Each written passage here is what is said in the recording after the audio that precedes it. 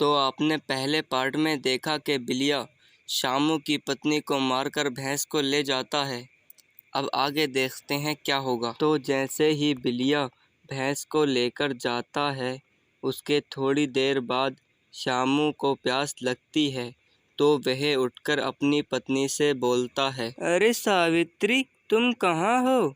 मुझे प्यास लग रही है, ज़रा एक गिलास पानी तो ला दो। शामू 2-3 बार ऐसा ही बोलता है, लेकिन पानी नहीं आता है। तो शामू खुद उठकर देखता है कि उसकी पत्नी घर में नहीं होती है। वह जैसे ही बाहर जाकर देखता है तो उसकी पत्नी मरी पड़ी होती है और उसकी भैंस भी नहीं होती है। तो शामू अपनी पत्नी को देखकर रोने लगता है। अरे सावित्री, क्या हो गया है? तुम कुछ बोल क्यों नहीं रही हो? कुछ तो बोलो। और हमारी भैंस कहाँ है?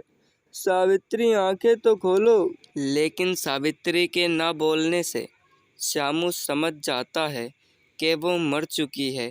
इसके बाद जब सुबह होती है तो दूसरे दिन शामू सावित्री के अंतिम संस्कार के लिए दूसरे गांव कुछ सामान लेने जाता है।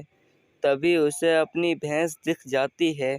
तो शामू भैंस को देखकर बोलता है, अरे बसंती, तुम यहाँ कैसे आई? और तुम रात से कहाँ थी? मैंने तुम्हें बहुत ढूंढा। और रात क्या हुआ था, मुझे बताओ। तो बसंती उसे सारी बात बताती है। क्या रात जब सब सो रहे थे तो बिल्लियाँ अपने घर आया था, तो मैंने मालकिन को उठाया।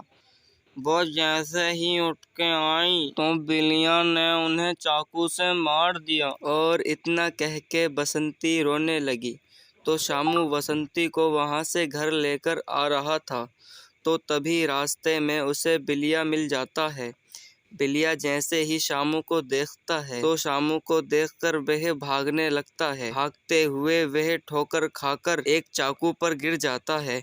चाकू पर गिरने से वह मर जाता है। वह जिस चाकू पर गिरा था वह कल रात उसी ने फेंका था। फिर बसंती और किसान यह सब कुछ देखकर बहुत खुश हो जाते हैं। तो शामू बसंती से कहता है, देखा तुमने, बसंती जो किसी के साथ बुरा करता है ना, उसके साथ भी बुरा ही होता है। फिर शामू बसंती को लेकर घर आ जाता है और फिर शामू सावित्री का अंतिम संस्कार कर देता है।